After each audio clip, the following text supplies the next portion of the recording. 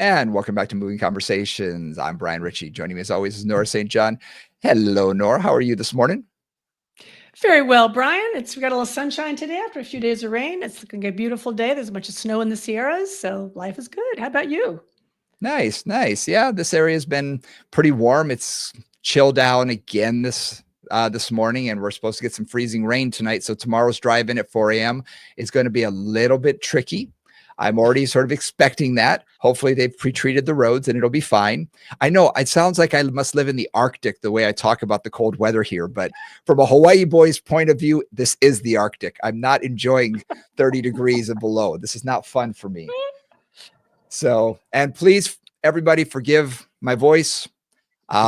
Colds and flu is going around. I've got a little bit of a frog in my throat. So, hopefully, it will not interrupt the show too much. And if I have to hit mute, I shall. So, if you see this on YouTube and you see me sort of turn my head and start hacking up a storm but can't hear me, that's what's happening.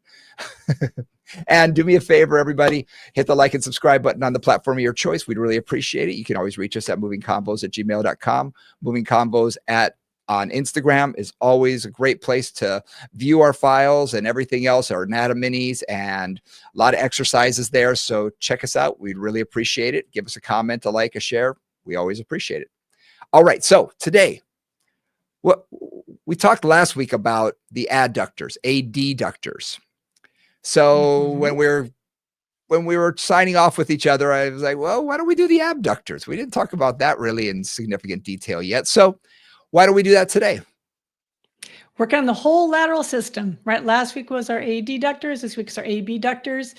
And even last week, we certainly talked some about just that balance between the two, that you want good support from the medial leg and from the lateral leg to keep the pelvis organized, to keep the hip happy, to have the force moving appropriately through the whole pelvis. So Well, today we'll focus more on the outside. Let me ask you a question. Yeah. This is something that people have asked me before when I've mentioned the lateral line, and they say, well, what do you mean the adductors are part of the lateral? They're the most medial part of the body. And I'll explain what it is, but I figure, why don't we explain that a little bit so people aren't saying, wait a minute, what are we talking about today? So yeah, what is the lateral line? Let's explain that. So you could also probably call it the frontal system if you want to get crazy about it. From Dan Lee's perspective and kind of the balanced body Pilates perspective, we talk about it as kind of the lateral system, which really means the frontal system. What controls us in that frontal plane? So the abductors and the adductors working together. You can think of them as like a pulley where one side pulls down, the pelvis moves down that way. One side then has to elongate. So as the two sides move up and down, or one's contracting and one's releasing, that's going to change how the pelvis is sitting on top of the legs. So I really think of them as being not necessarily lateral to the body, but lateral to the leg, right? So it's the medial lateral side of the leg rather than the front and the back of the leg is how I think about it, and the hip. And what's interesting is they do need to be balanced. And that's something that people forget about is they either think, oh, a lot of my female clients, I want inner thighs. Just let's work just the adductors. And yet a lot of people want to work the abductors because people are notoriously weak there without realizing that you need both and they need to be balanced. We need to do both of them. So that's something to just keep that in mind. If you're thinking about one, work the other as well. Yes, always. And we'll talk a little bit about some tips and tricks I have for assessing whether somebody is more adductor happy or more abductor happy. But the first thing I want to talk about just a bit, and we mentioned this with the adductors as well, is here you now have these muscles on the outside of the pelvis, basically, from our tensor fasciae lata on our gluteus minimus in front, through our gluteus medius, back around to our gluteus maximus, right? So you got this whole fan that goes around the pelvis. Pardon me a moment. If you're on YouTube, you'll see this, but if you're not, just imagine I've got the whole fan of the hip, right? Got the whole fan of the ilium, and I've got my front guys, my TFL and my gluteus minimus coming more from the front to the front-ish edge of the greater trochanter, as opposed to the back-ish edge of the greater trochanter. Then we've got the gluteus medius coming more to the side or the side top of the greater trochanter. Then we've got the gluteus maximus coming all the way down to the femur.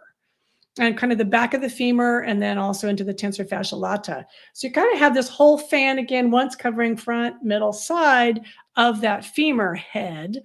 And that allows us to, much like with the adductors, control the pelvis, whether we're in hip flexion, neutral, or hip extension. We talked about that with the adductors, with our longus and our brevis and our pectineus being more flexors and our magnus being more of an extensor. That it takes both of those working in coordination with each other to be able to keep that femur gliding smoothly and in control underneath the pelvis in all of our movements. Well, if you think about all of these muscles working kind of like the deltoid in the shoulder, the deltoid Mm. really helps us do a lot of circumduction.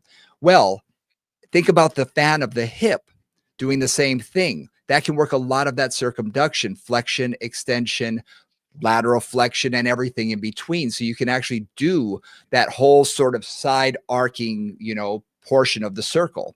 And the abductor really does all of that. Right. So, like, if I was standing up and I was doing in dance, it's called a rondejambe, but we'll just call it a leg circle. If I stand up and I reach one leg forward and then I make a Mhm. circle, like draw a circle with my toe, half circle all the way out to the outside to the back, that's my abductors going through that whole fan, from the ones that help the flexion to more my glute medius, which really helps with just straight side abduction, all the way around to my maximus in the back. So it's like thinking about that whole fan and how those muscles have to work together in a very rapidly coordinated fashion in something like running or Mhm. even walking, but certainly in running or anything quick. We've got to go from flexion, boom, into extension with a lot of speed and force.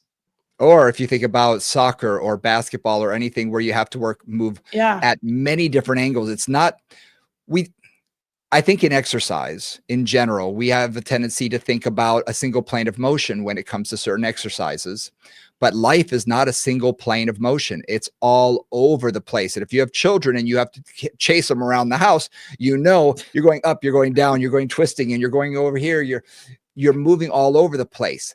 Not to mention any type of sporting activity. Rarely is a sport specifically just in one plane of motion, unless you're talking about cycling, marathon running, something where it really involves, a lot more of that straight line running, you know, there's going to be twisting, turning, pivoting, and a lot more movement from the hips in many different directions.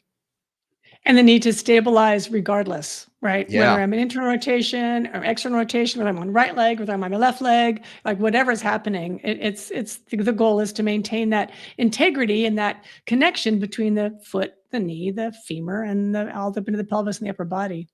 One Yeah. thing I want to mention here, I sometimes talk about this, is just I think it's a useful way to think about activities.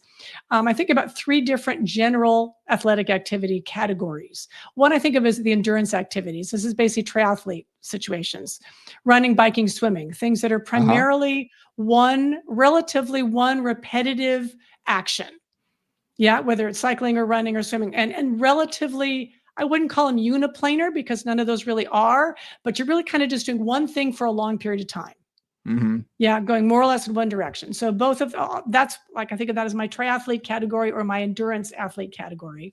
Then I think of my reactive athlete category. And this is everybody in any kind of running Mm. sport, whether it's pickleball or tennis or soccer or football or any of those things where you're having to run and respond to something coming at you, multiplanar, very reactive, often very quick, and you need to be able to Mhm. maintain integrity through complex ranges of motion.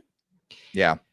The last one I think of is kind of a combination of aesthetic and like martial arts. So I think of dance, I Mm. think of taekwondo, mixed martial arts kind of things, where yes, there's some reactivity potentially, particularly the martial arts component. But in dance, it's aesthetic. You're still using very complex ranges of motion, complex things, often from a somewhat more intentional perspective, not always so reactive. I mean, again, martial arts is an exception, but if you think about the martial arts forms, Mhm. you're just doing the same thing. You're doing a kick here, you're doing a kick there, you're doing a side kick, you're doing a front kick, whatever you're doing. And same thing with dance. So those are my three kind of gymnastics is in that last category as well. Mhm. Absolutely. Absolutely. If you think of swimming, it's same. I'd put that almost in that category because there are all these different strokes. And depending on what stroke you're using, you're going to be working differently, different planes of motion. You but it's are. not as reactive. It's not as reactive and it's very repetitive. Yep. Very I repetitive. mean, True. I mean, if you're a swimmer, because you and I both know a lot of swimmers in our world, like it can be 3 hours of essentially doing the crawl, Right. or something like that. So yes, it's swimming is more multiplanar than some of the other things, but it still is repetitive and it's generally doing one movement pattern. Or Hmm. there's 4 strokes, one of those 4 movement patterns. They can be Yep. complex movement patterns, but it's not changing that movement pattern unless you're doing a relay. Yeah. Yeah. When my kids were growing up, I always told them that the thing I wanted them to start with in sports was going to be gymnastics. And we Mm. did from the time that they were able to walk. Basically, there was a mommy and me class. And it's just about getting them to be able to move their body through space. Because to me, I wanted them to have an understanding of how the body's supposed to really move. And as they got older, they started doing more complex things and, expanding their horizons a little bit. And eventually they aged out and didn't want to get into any performance type of thing. But to me, it was very important to get them to use their body because it's one of those sports, much like a martial arts, where you do use your whole body, where you're doing so Mhm. many different things and you're not limited to a specific one. Like you say, if you were a freestyle, one stroke, or if Right. you are a Right. runner, one thing. Yeah. So that's Yeah. always been sort of my philosophy, is to be able to work the whole body rather than just, you know, designing it to be one thing. And when it comes to the hip, really, if you think about most of our clients, they don't do a whole lot. And even Mhm. myself, I'll be the first to say, what do I like to do when I do cardio? I do the elliptical or I do the treadmill. That's one path of motion pretty much, and it's dictated by the machine. I'm not out there playing soccer. That's not my gig. So a lot of our clients, even if they do some exercise, a lot of them are going to be limited by, what they choose to do. Now, if they do group exercise class, that might be a little bit different, but a lot of them choosing to do machines, at a gym environment are going to be, doing one thing over and over and over again for repetitive thing. And if they're sitting the rest of the time, they're probably not using their abductors a whole lot on a regular basis. No, exactly. So this is one of the things we talked a bit about it with the adductors too, is thinking about immediately, and I'm just encourage you to immediately start thinking multiplanar. So if you're really working on the hips, trying not to get caught in flexion and extension, because that's Yes. where most exercises happen. That's where many of the things we think of squats, we think of lunges, we think of Hmm. walking, we think of treadmills, like all those are pretty much working in that plane. And with abduction, you've got to get into multiple planes, and ideally building strength and endurance and resilience in multiple planes, because that'll allow somebody to do something crazy like decide to do a weekend soccer that they haven't done in 20 years, or take up pickleball, which they haven't, they've never done that in their life, and do it with hopefully without causing damage or injury as they go. The one that I get almost every time someone who hasn't done this in a long time goes with their kids and does bowling. And if you think about what Uh-huh. bowling is, Yeah. if you're especially men, we have a tendency to want to throw that ball as hard as possible.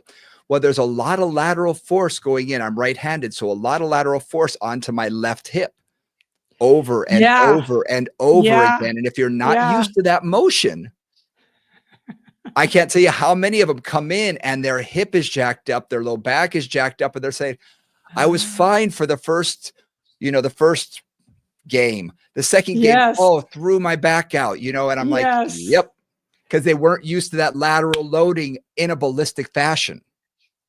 Right. And under the probably somewhat judgmental eye of their children, potentially, or their Yes, colleagues, right? It's not like you exactly. got to perform, man. You're not like alone somewhere figuring something Yep. out. You're having to do it in public and make all those lovely mistakes you make when you're bowling. I'm a terrible bowler, so I'm very So familiar with the my, humiliation of bowling. Yeah, so let's think about that. Let's think about those abductors. We talked last time and started with where you start with abductors, and oftentimes we start with isometrics, putting a mhm, band around the legs and pressing out and holding that, or gently small range of motion, mhm. working the abductors. Even in that simple exercise, I would encourage, if because that's a great place to start. If anybody has hip issues, I often start with that because it's usually Yes. pretty safe and pretty healthy. So, like, let's say you've got a band, you've got one of those wonderful, resistance bands. You can just put around the thighs. I have them do it seated so that their Mhm. hips are at 90 degrees. If they can, I'll have them do it kind of with their hips halfway off the chair, if you will. So they're more like at 45 degrees or whatever, 100 and whatever degrees. So their hips are more open and doing a little Mhm. bit of just either holding or moving in and out. Then standing, doing like side steps, or even just standing and very gently pressing out from standing. So that they're really working those abductors from hip flexion, at least through to neutral. Mhm. If I can get them Yeah. to do it into extension, I'll do that as well, but that's not always an easy thing to manage. No. And often what I like to do for the isometric component is if I've already taught them how to bridge, is put the band around them and have them do it lying supine. Here's sort Yeah, of there you go. because Yeah. I deal with a lot of older clients, what I'll have them do is just hold. Widen Yes. their feet, widen their foot stance, push out, hold. That's it, hold. Then maybe go into a bridge, partial bridge even. A little bit of hip extension. What I'll also do is a supine clam where they'll bring their feet closer together and just take one knee and bring it out 10, 15 degrees back in, Yeah. the other knee out Perfect. 10. What I like about that is one is stabilizing and holding isometrically Yep. while the other's pulling against it. Yep. So it doesn't seem like much. And to the fitness professional, my gosh, is that easy? But to someone who's deconditioned or the average Joe out there, that can be a challenge for some of them. That can be a real challenge to be able to stabilize that. Yeah, and those things are super easy and super easy to do at home. Right. Yes. And again, if I've got any client with hip issues, I want to make sure they're doing some abduction stuff at home, because typically they can be that weak, like there's just nothing happening there, and I want them to Yeah. start off really slowly, those different angles. I love the fact that like bridging then brings in that extension into it. So Yes. thank you for completing that circle there. Yeah, so that's a nice, again, isometrics as we talked about only strengthen within roughly 10 degrees or so of where you are moving. So you're not Yep. going to get good range of motion in a full range, but Nope. you will get some strength, and it's the quickest way to build strength. So working on that. And something to keep in mind too, clients and when I teach, when you teach, this question comes up a lot. Repetitions. How many reps should I do? Yeah. How Yep. many reps should we give the clients? And I believe in more the better. So for me, I don't want to just have them do 10 reps or 15 reps. I'll have them work up to 20, 25. I'd rather have them do a light resistance and more repetition, especially at the beginning. Okay. Hmm. Because again, we're working a lot of these muscles, which are also important for posture. They're important for walking in gait. They're important for balance. They're important for a lot of different things. So I'd rather have these muscles work for a little bit more on the endurance side, at least for now at the beginning. And then we can always challenge by putting a heavier resistance on. But too often I find people want to get the heavy resistances quicker and they don't need to. No, because I mean, thinking about what these muscles need to do. They don't need. I mean, for most of us, in a functional way, not necessarily an athletic challenge way, but basically, they need to be able to hold our pelvis up on top of Mhm. our legs, and that's a lot of what the abductors do in gait and walking and moving, etc. And they need to be endurance muscles for that. And they don't necessarily need to be super strong. They need to be endurance muscles, and they need to just have that consistency. And Yep. and so that's where those really simple isometric stuffs are just invaluable. And I give clients like a little band. I've got these little goofy fabricy. Oh, the They're not circular, just a TheraBand, they're a little thicker. The circular kind of yeah, fabricy ones. fabricy Yeah, ones. I Yeah, really, yeah. really yeah, I love them because 'cause they're super comfortable. They don't, like, take the hair off your legs and whatever. You don't have to tie a TheraBand and then untie a TheraBand, which drives me crazy. And I just give Yep. it to them and I say, "Hey, take this to your office. Put it on your legs when Yep. you're sitting at your desk and just work it even when you're working on your computer." So it's an easy thing to add into their day. Remember, we always talk about that with client compliance is how can we have them add this into what they're already doing without adding any more time or effort to their Yes. life?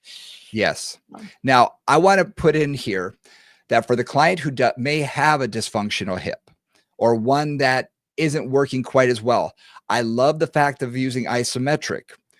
And if you begin to work a little bit of that concentric and eccentric, like I say, the supine clam, and maybe Yeah, only one side is working well and the other side doesn't have a good range of motion, keep in mind, even just holding that isometric is still beneficial.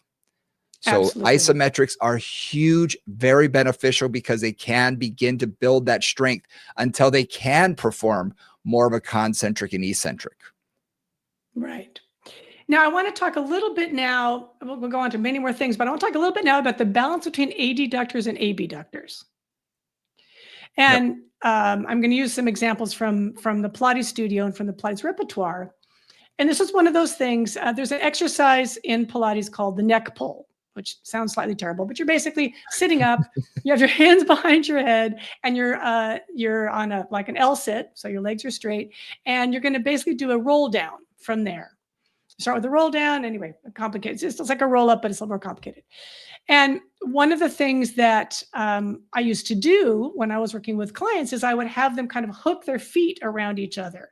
So one Mm. person is in abduction and external rotation. The other one is in adduction and internal rotation.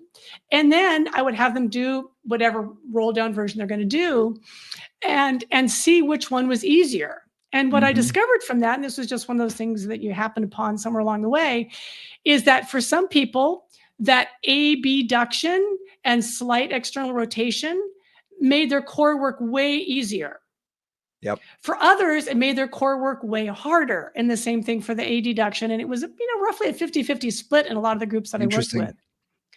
So now I'll I don't always have partners. So sometimes I'll just say, okay, take a band around the ankles, push out, or a magic circle. It doesn't really work so well because it gets in the way, but a band around the ankles, or a block between the ankles, and try your roll down, whether it's assisted or not, and see which one feels easier, which one activates your core a little bit more and gets you more able to do that articulation. Because it Mhm. was really different for every client. And that let me know that I think anyway, my theory on this, and you know how my theories are, it's a theory. But my thought on this was if I extrapolate from that, that suggests to me that their core is more activated by that adduction, for example, and that internal rotation, that gets everything organized for them for some people. And for some people, it's more that abduction and slight external rotation that organizes that whole system for them. And then I can, of course, work on being as perverse as we are, the opposite system, because that's what we do. Exactly, exactly, and for if you have the Cadillac, you can actually use the poles on one side, feet Yeah. inside or outside, but if you're not in Pilates land, guess what? There are chairs that you can use in a gym. There are stools. There are pieces of Just equipment kinda where you put your feet can. in and push out and Yeah, yeah, perfect. exactly. Yeah, yeah. You can find something that is 12, 18 inches, whatever you decide it to be, and you can put your feet in there and push out or push in on it. So you're not just limited by having a partner or not having a partner, because I've used the partner method many, many times and love that, especially I take them at various widths and it works great. And again, Cadillac works great, but also I've got a couple of different pieces of equipment. My multi-hip, I use it on that, because it's about 18 inches apart. It's perfect. So find what you have in your facility, or wherever your clients are at home, and you can do that. Kitchen chair may work, or whatever they've got. Play with it. Yeah, or bands or blocks, right? If you don't Yeah. have anything like that, like because those are easy too.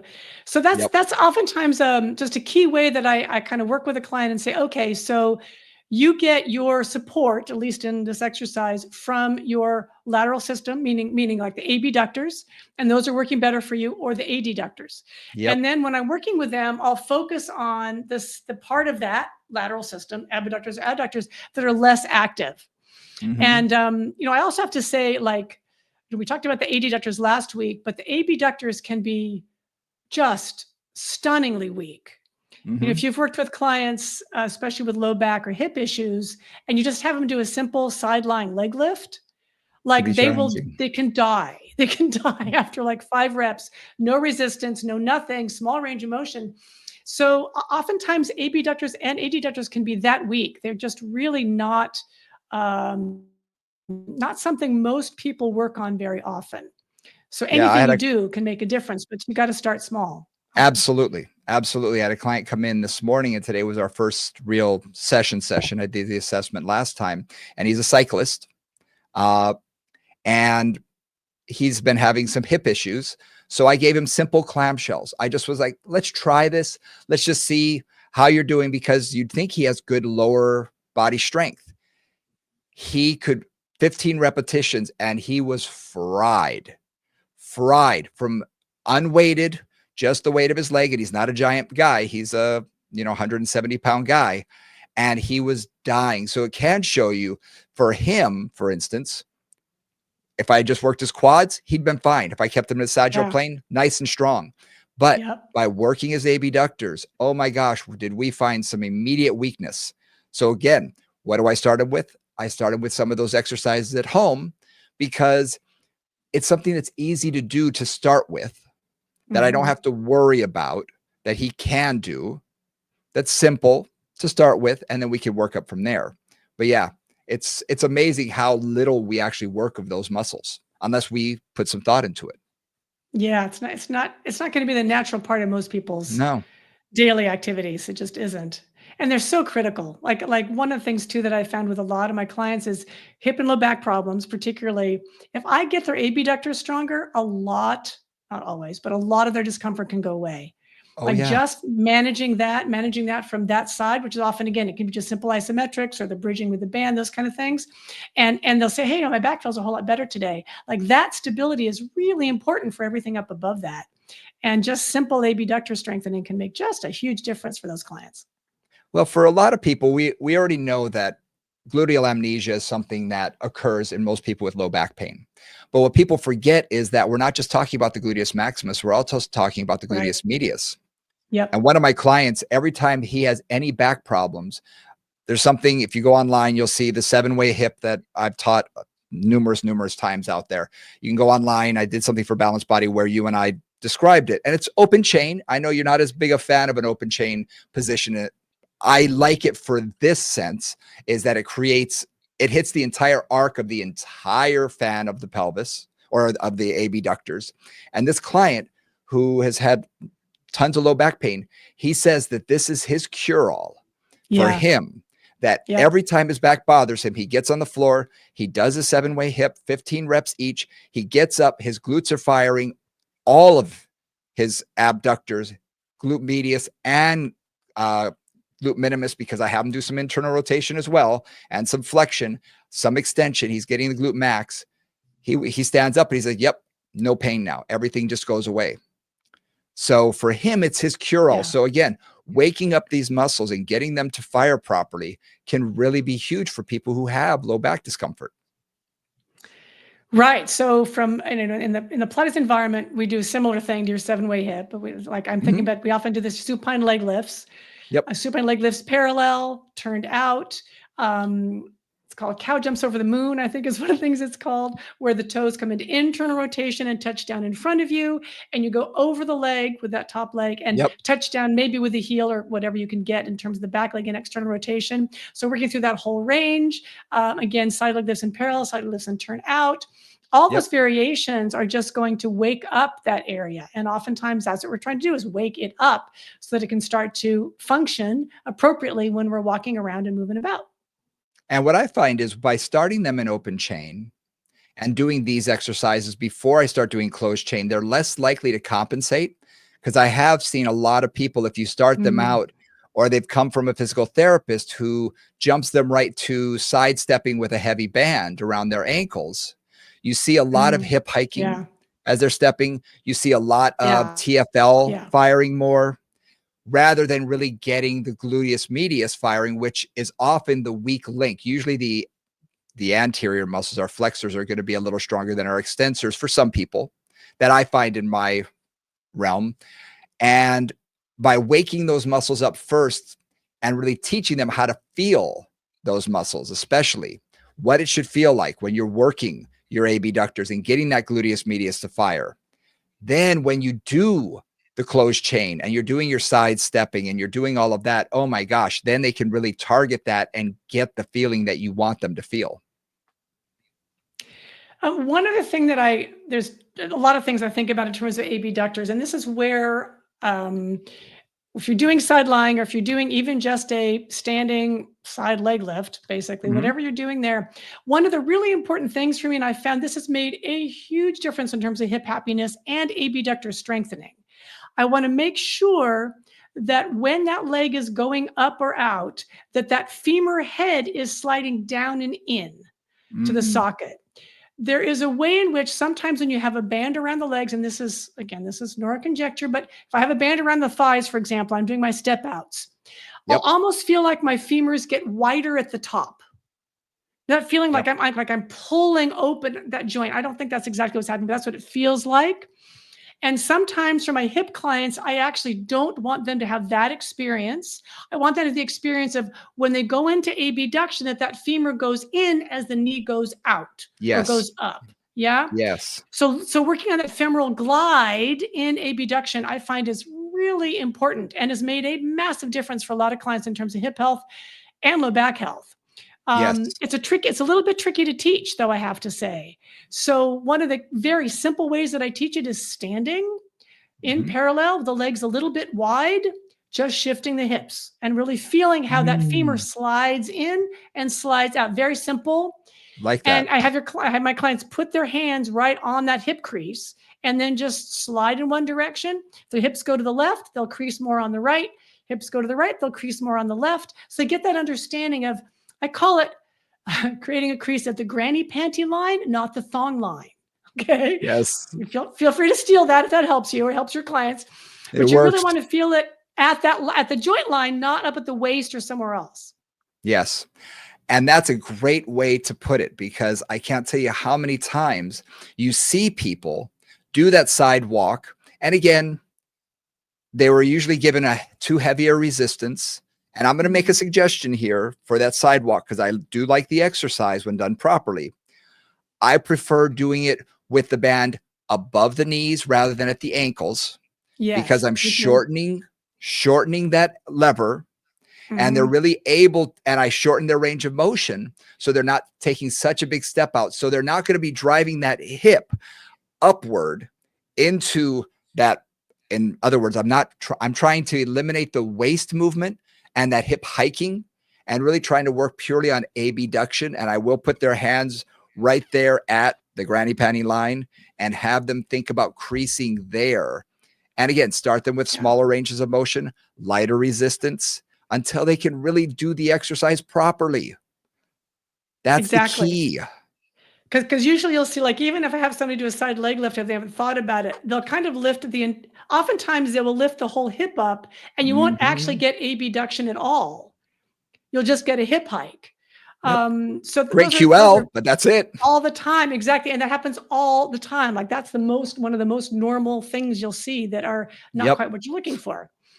Yep. One other thing that, I've found helpful in terms of especially identifying a weak abductor is a modified side plank. Mhm. So, for many clients and myself, when I'm in bad shape on my hips as well, if I have, like, say, my forearm on the ground and I'm just kind of lying sideways and I'm going to have my knees bent. So I'm going to be going into a modified side plank, meaning my lower leg is on the mat, right? I'm just coming up, lifting my hips up, lower my hips down, lifting my hips up, lower my hips down. And some clients don't have the strength to do that. Like, they'll lift their hips up just from that modified side plank position, and they will feel like, oh my God, my abductors are dying.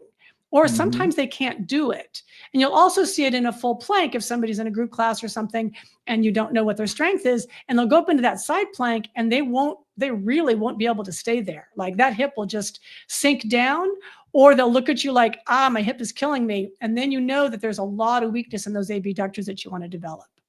And something to keep in mind that we see a lot in that side plank position is you don't see a true side plank. You see them sort of almost piking their hips up and rotating their belly Absolutely. button to the ground. So So they they're can flex instead of they're abduct. flexing.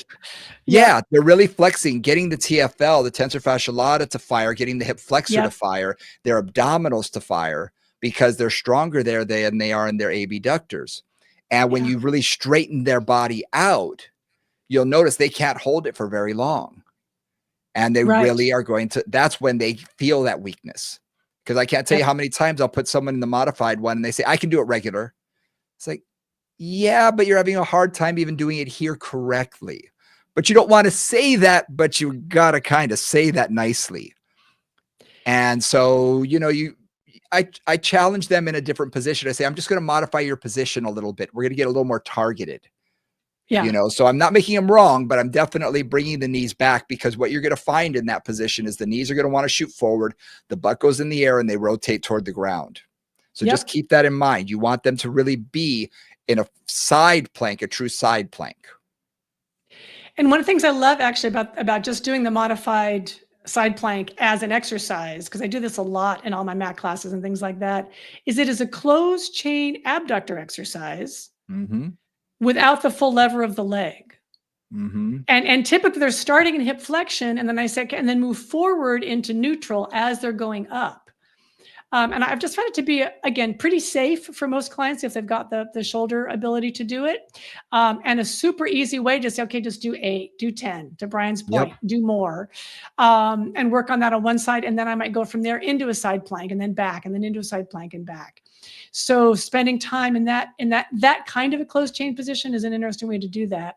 And you also do get some of that real abduction activity in the hip socket. You can really get Yep. that mobility of the femur moving in the proper way. That's a very hard place to use the waist instead of the abductors, for example. Mm-hmm. You kind of have to use the abductors, so that helps there too. I want to just take a half a step back. We've been talking about really training isometrically. Taking the isometric from a supine or a side lying, even getting them into a side plank, fantastic. Getting them into a standing position, I've got 2 suggestions, okay, that I give most of my clients. Number 1, anytime you have them stand on one leg and do like a side kick out to the side, oftentimes they're going to say, I feel the leg that I'm standing on a lot more. And they Yeah. are. Especially if Yeah. you don't put a band around them, and I just say, I just want you to kick out to the side. And do I really care that it's exactly aiming to 330 and not to 230? I don't care, because it's the standing leg that I'm focusing on. Yep. Okay. So that's often one of the places that I will start, and they can hold on. I have them hold on to a ladder or something if they need it, or a couple of dowels, gondola poles, whatever you have to start with, and then eventually work on it. And then they think they're working their balance when I know they're working their glute med and more of the abductors. But another exercise that will get them to that point is the flamingo.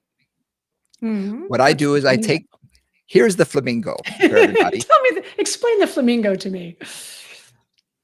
You go up against the wall sideways. You take your shoulder Okay. and you put it right up against the wall. Your feet are going to be directly underneath you. I'm going to bend the leg that's closest to the wall and put my entire lower leg against the wall. Knees are going to be roughly in line with each other. So I'm not in knee flexion or hip flexion. I'm pretty much that upper leg is going to be, my thigh is going to be straight down, perpendicular with the ground. And then I'm going to push my knee and lower leg into the wall. With the knee bent. So with the thighs knee are bent. parallel, knees bent. Okay. Wow. Yep. And what you're going to find is the leg that's pushing in, yeah, you're getting some activation, but the leg you're standing on is going to fry so fast, Yep. so fast. And again, it's a great place to start, because I can really keep their hips in a neutral position. When they stand on one leg, you will often see one leg will hike up or they'll rotate or something. This is an easy way that I can keep them, because their shoulders against the wall, they feel safe, they feel balanced. And by pushing the one leg in, they're focusing on that leg because that's the leg that they think they're working. But every one of them to a person is going to say, oh my gosh, my standing leg is killing me. Say, exactly. That's the leg I'm trying to work on. And that's the leg I'm waking up. And I've now taken them from more of a lying down, supine, quadruped, whatever, and taken them to that standing position. So now they can actually feel that. So when I take them to a balanced position where they're standing on one leg, they know what they're going to be feeling. They know what that muscle should be doing. I like that. That's a nice way to do that. It's an easy way. Yeah. It's simple. No, And I it's like easy to give for homework. exactly, which we're always looking for with these critical postural functional muscles. Like if you can get them to do anything at home to increase the work you're doing with them, the better. Yes. So along with that, so we've talked a bit, this is good. We're talking about the femur, right? Femur gliding. We're talking about working on that standing leg. It's really the standing leg is always working in those circumstances. I give clients all kinds of things to do with the working leg and say, okay, this isn't really about that working leg. I can kick it forward. I can kick it side. I can kick it back. I Yep. can make circles. Whatever I'm doing, that's not getting the work. It's the other leg that I'm working on. Yep. So two thoughts there. One is, and this is a very specific exercise I do on the reformer or on the Coraline if you are lucky enough to have one. And it is a variation of the standing leg work, the abduction adduction work that we commonly do in that area. And the reason that I do it this way is because, again, I'm aiming to get that femoral glide into abduction. So that head of Yep. the femur kind of gliding in. I'm also trying to get the force of the femurs moving through the center of the acetabulum and then up into the spine instead of kind of pulling laterally, especially for my clients with sacroiliac joint issues. Okay, that was a lot of preamble. So the exercise, the way that I do this, and I discovered this with several different clients, and I've used this to good effect many times now, is if you are in that standing position, whether you're on the Coraline or you're on the reformer, or you can even kind of do this on sliding discs as well. So in any of those circumstances, I want the weight to be basically like what I usually do is I take my big toe and I put it over the edge. So my feet are at an angle. And ideally, my feet are at an angle where if I drew a line straight from my foot up, it would basically line straight in the middle of my hip. Mm-hmm. Okay, so unlike when my feet are flat and I push out, it does feel like it almost pulls the femur laterally. So in this case, I kind of have my feet like beveled, I call it, or at an angle, and then pushing out and in from there, really focusing on, again, that force coming straight up through the acetabulum, letting that femur slide down and in and getting that nice and seated. I find this to be really helpful for SI issues, for low back issues, and for all kinds of hip issues as well. And again, I'll do it on the Coraline or the reformer. I've also had clients do this on the floor with glidey discs where they just maybe stand on one leg and push off through the big toe side on that other Yep. leg and then bring Yep. it in and just big toe side and bring it back in rather than keeping the foot flat on the floor. Those are some other nice ways to just get the mechanics cleaned up in Mm-hmm. terms of abduction. And with those sliding discs, because I've been using furniture movers for, gosh, 15 years, because they're cheaper than sliding discs, is I can use a band and wrap it around my feet and then stand on the sliding discs. And I use a heavy band for someone like myself. I'm, 190 pounds, so I'm a decent sized guy. So I wouldn't want a yellow band because that's not going to be enough resistance. And I'm going to go wee and end up, talking way higher than I should in the splits. So we don't want that.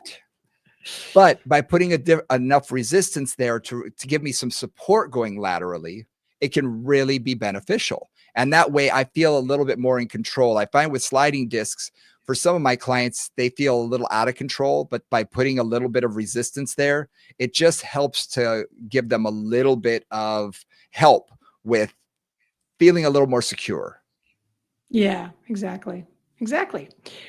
So then the next thing that I often think about, so this is all ways to just get them moving in the frontal plane, essentially, right? All different ways to do that.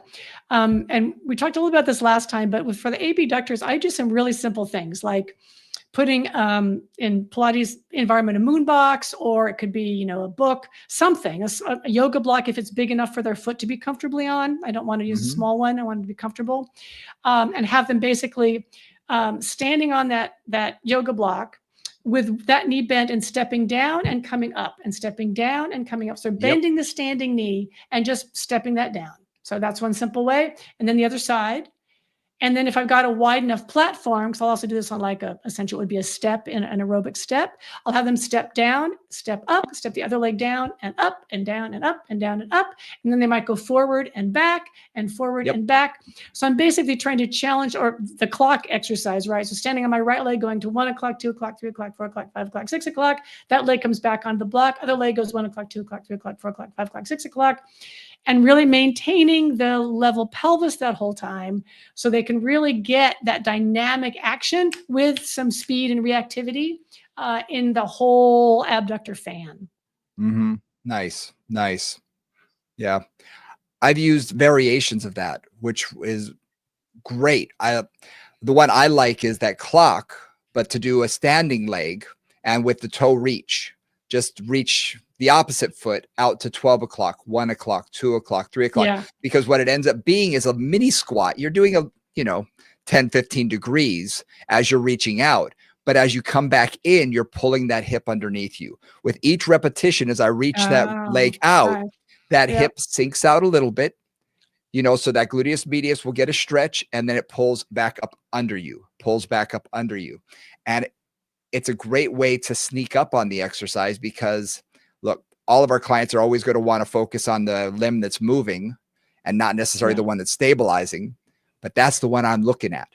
I couldn't care Yeah. less if what the other foot's doing. Or you can give them, Mhm. a couple of dots or something where if you want to challenge their brain as well, you put a different colored dots and say, touch the red one, touch the green one, touch the blue one. And, that way they're focusing on that. But man, that other hip is working like crazy.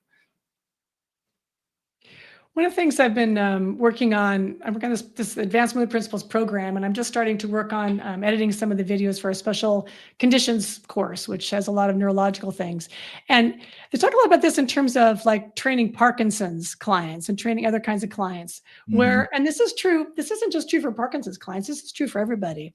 If you make something a game in the sense of it really involving more of their senses, number one, they have more fun. And number Mhm. two, you can get a better real kind of, I'm not sure if it's a real life translation, but it feels like you get better real life translation out of them.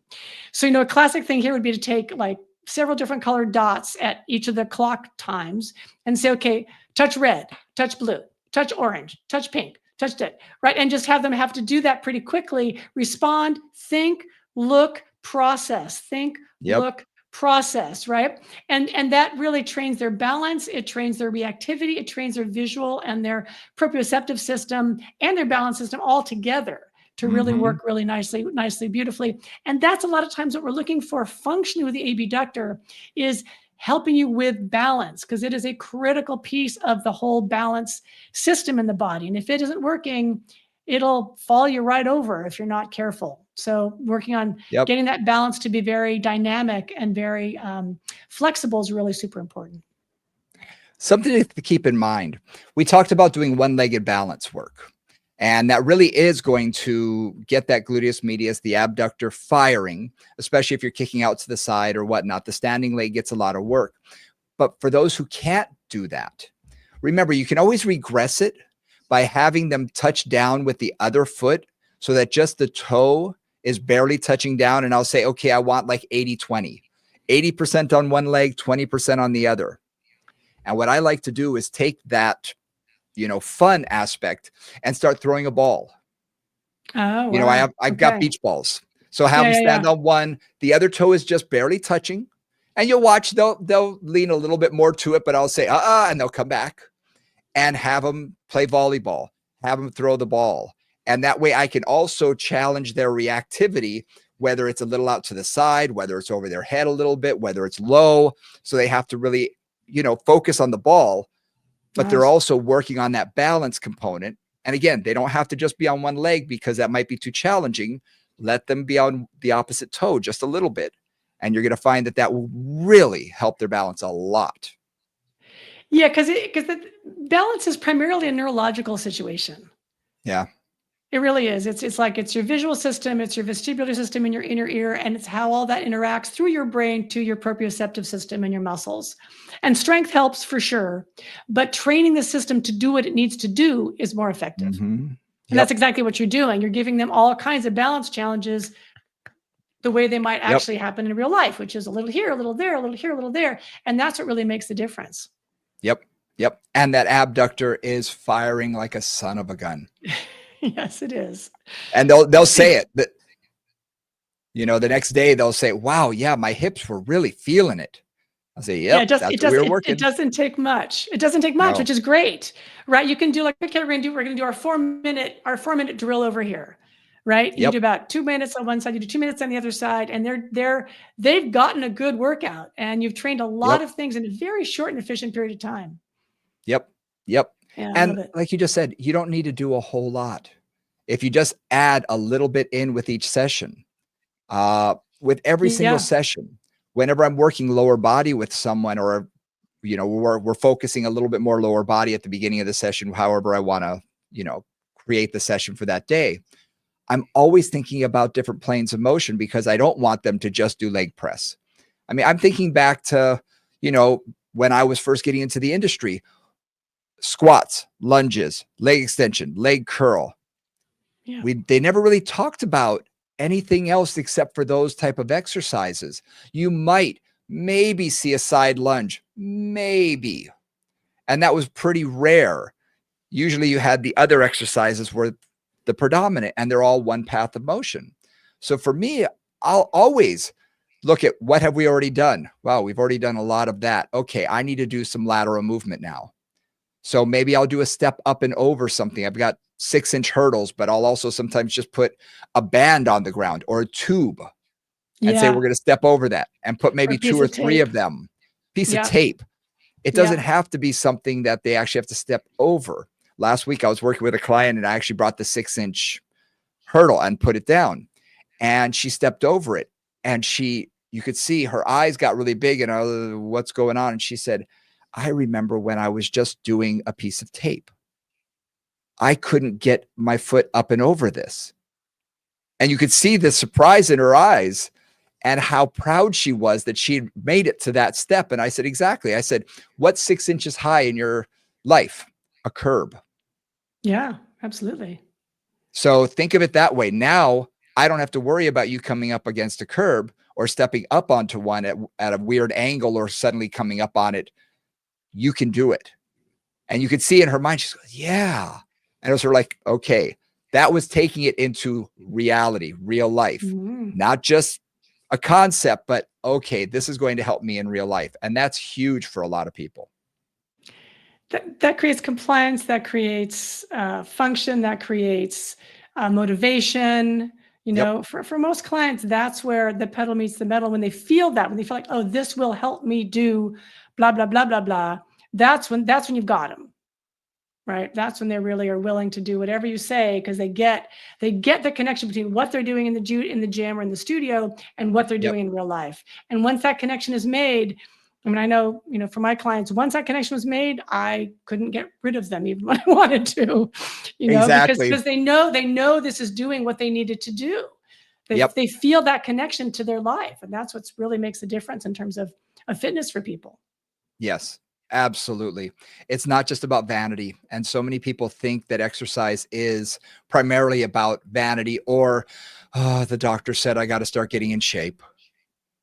And for me, it's all about, okay, let's make your activities of daily life easier. Let's help Yeah, you be able to get in and out of a car easier. Let's make sure that you don't have to modify your home. And I can't tell you how many older clients I have who have said things like, oh, yeah, so we were looking at one of those things that go up and down the stairs that you can sit on. I'm like, why? Oh, right. for the future. So why? Don't How about don't we, prepare for that future. yeah, why do that now? I had one client put in an elevator, very wealthy client, an elevator into their house. And I said, okay, I understand you're doing renovations. I get it, but why now? Well, for the future. Like, oh, said, how about we just work on creating greater strength so that you can do stairs, so that stairs don't become an issue for you? And you could see it wasn't even, it was sort of, oh, well, my parents had to have one of these. Okay, but do you? Not Right. necessarily. So for me, it's all about, okay, I'm going to keep you healthy. I want to keep you going long after, where you thought your parents needed help. Let's keep you independent as long as Yeah, as humanly long as we possible. possibly can. Yeah. My sister, who's 72, just had a knee replacement, and she lives in Mm. a house that has two really big stair. I mean, her ceilings are probably 10 or 12 feet high. She's got a really long stair from her entryway to her first floor, and then up to her second floor. And and she had a knee replacement, and she's like, how am I going to do this? But for the first week or two, she was just butt scooting down. I think she could go up but not down, just butt scooting down. But then she Yep. started to go like just, one step at a time. And now she's up and down and up and down and up and down. And in her case, because she admits, like, I really don't like to do my exercises. I was like, I know, I understand, most people don't, but because she's got stairs that she has to go up and down every single day several times. So even if she's not doing what she should be doing in terms of exercises, she's got those stairs which are going to keep that knee moving, keep her strength, keep all Yep. that going. And I keep thinking about it. It's like you've got kind of got to put yourself more in a situation where you have to do stuff than that you don't have to do stuff. Because if you have to do stuff, you will. If you know you have to walk and you have to drive and you have to take care of this, you have to take care of that. The people I know who've lasted the longest have kids to take care of or grandkids to take care of or Mhm. something, and it just keeps them moving, and they keep moving. I have a client who she was doing fine. She's had a lot of orthopedic issues. Well, they go down to Florida for the winter. They hadn't before, and they decided to do that. Okay, so they went down for 3 months. And when she came back, she said, I can't walk stairs anymore. So what do you Mm. mean? She said, Florida has no stairs. Everything's Right, flat or elevators. She right, said, right, right, right, right. she didn't realize that her house had all of these stairs in it. And she Yeah. said, I haven't had to walk stairs in 3 months. She said, Oh. my legs are exhausted. And of course, I didn't see her. Mm. This was a time before Zoom. So she was just working, she said she was working out on her own, which I was questioning at that moment. But it really reminded me, yeah, what you do regularly has an effect on Yeah. what you do regularly. Yep. So, like you said, you're watching your grandkids, you're going to be running around, or great grandkids, you're going to be running around a little bit more than if you did nothing but play canasta, and sat around all day. So keep moving, keep your client moving, and all different planes of motion. To bring this Yeah. back around, make sure you're working the full fan and abductors and adductors. Get them to walk sideways, get them to walk up and over something, get them to turn suddenly and change direction. I'll have them walk and I'll say, now, right turn. And then they'll stop and they'll, okay. And they'll have to turn, left turn. Small things like that can make a huge difference because we don't want them walking robotically. We don't want them to be, stuck in life in this one small little, everything, their whole life gets smaller and smaller and smaller. It should be no, keep independent, keep moving. And it's our job to challenge that and to challenge all the different ranges of motion, sideways, over things, turning, various angles. That's our job. And that can make it really fun, like Oh, yeah. crossing the midline. I think about doing like a Oh, yeah. grapevine, right? Those kind of things, like those are really simple, but boy, the first time I'm taking a tap dance class recently, and the first time we had to do a grapevine in that class, most people are older. We'll just put it that way. Like people were tripping over their feet because they couldn't step Yeah. back and then step forward in the sideways fashion.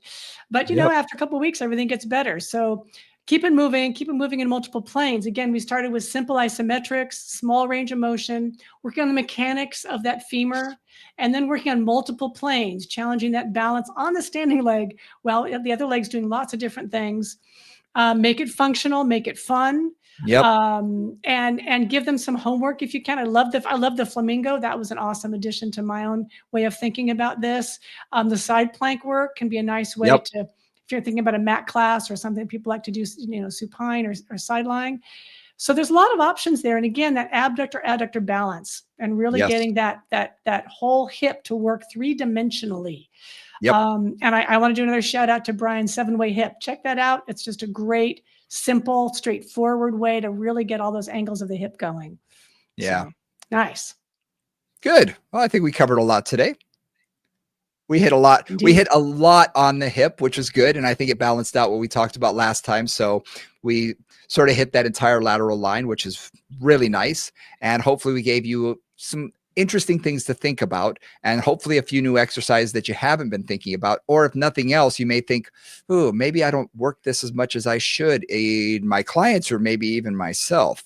So maybe we enlighten that. Hopefully, we at least had you begin to question that a little bit. So, and hopefully the answer is no, I do that all the time. I hope. Let's hope. Cross our Good. If fingers. so, enjoy it. Just keep doing Exactly. it. Exactly. Well, thank you guys very much again for joining us. We always appreciate it. As always, hit the like and subscribe button on the platform of your choice. We really appreciate it. Share this with your friends. Any comment, any share, all of that stuff we really appreciate. Instagram, Moving Convos. movingconvos@gmail.com. Easiest way to get in touch with us. Let us know what you guys are doing. Let us know what your favorite exercise is for working the abductors, because like I said, Nora hadn't heard of the flamingo before. So if you have something that we haven't heard of before, we'd love to share it. We'd love to put it on our Instagram. So hit us up or put it on your own Instagram. And guess what? Highlight us, hit Share it us, with us. Yeah, or share share it it with us. or We'd yeah, love to be able to see that. or tag us. Love it. Perfect. Exactly. Please tag us. All right. And we will come at you again next week. For Nora St. John, I'm Brian Ritchie. We'll see you next week. Bye, guys.